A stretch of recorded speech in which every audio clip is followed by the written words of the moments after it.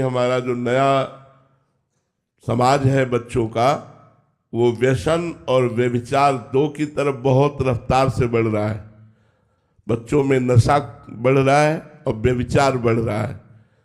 ये जब तक नष्ट नहीं होगा तब तक ना तो लौकिक उन्नति सही हो पाएगी और ना आध्यात्मिक उन्नति।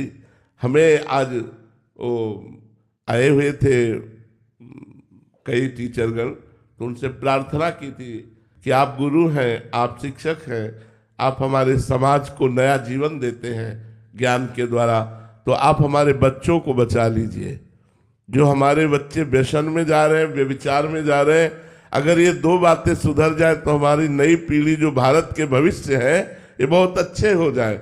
छोटे छोटे बच्चे हस्त मैथुन का शिकार हो रहे, छोटे छोटे बच्चे हुक, गांजा, भांग और ड्रग्स, इन सब बातों में जा रहे, गर्लफ्रेंड, बॉयफ्रेंड, इन सब बातों, ये बहुत मलिनता छाती चल रही है। जिस समय हमें अपने मन को एकाग्र करके पढ़ाई में लगाना है, विनयी बनना है, उत्तम विचार वाले बनना है, उसी समय अधम विचार और उद्दंडता हमारे अंदर आ जाती है। बच्चे माता पिता से कहते तुम अपने को देखो, हम अपने को संभाल लेंगे। जहाँ विद्या विनयम ददाति, वहाँ अविनय, वहाँ उद्दंडता। तो इसलिए माता पिता भी सहयोग करें, अपने बच्चों स्वयं धर्म से चलें और अपने बच्चों को आध्यात्मिक शिक्षा दें। और टीचरों को भी चाहिए, वहाँ हमने प्रार्थना की कि चाहे 5 मिनट सही संतों के उपदेश बच्चों को सुनाया जाए। ब्रह्मचर्य पर मन को कैसे वश में रखें, आप चिंतायुक्त हैं तो कैसे बचें, आपका गलत संग क्या हो सकता है, ये जानकारियां उनको प्रस्तुत की जाए।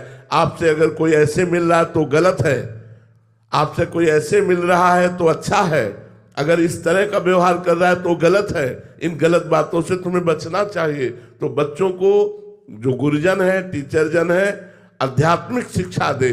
कुछ गीता के श्लोक हैं, कुछ भागवत के अर्थ हैं, कुछ संतों की वाणियां हैं। अगर अध्यात्म नहीं पहुंचेगा तो आधुनिकता संभाल नहीं सकती, क्योंकि आधुनिकता के ऊपर जो विदेशी रंग है वो चढ़ रहा है।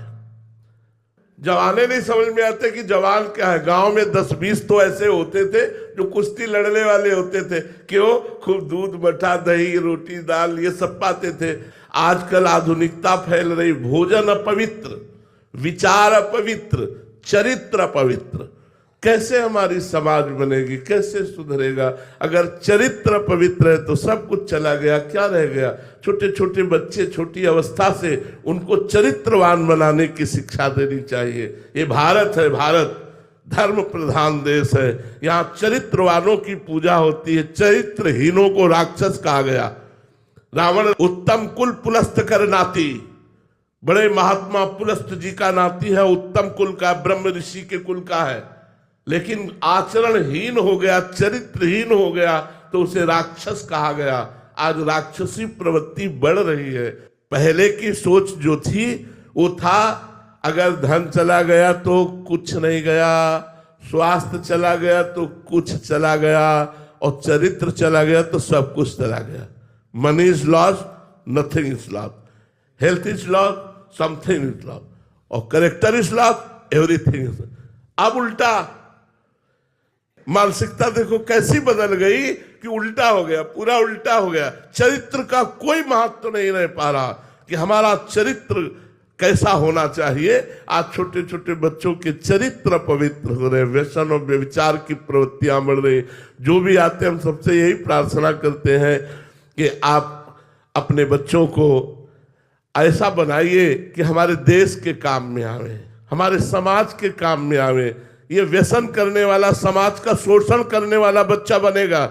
जब इसे पैसा चाहिए तो ये चोरी करेगा, ये अपने माता पिता की हिंसा कर देगा, ये अपने पूज्य जनों के साथ छल कपट करेगा। इसे सुधारिए। तो आज जो व्यसन और व्यभिचार की प्रवृत्तियां बढ़ रही हैं, टीचर से, माता पिता से और मित्रों से प्रार्थना है कि आप अपने मित्र को संभालिए, आप अपने पुत्र को संभालिए, आप अपने शिष्य को संभालिए।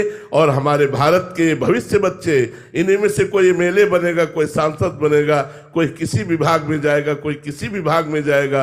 अगर ये भ्रष्ट आचरण वाले बने तो समाज को सुख नहीं पहुंचा पाएंगे।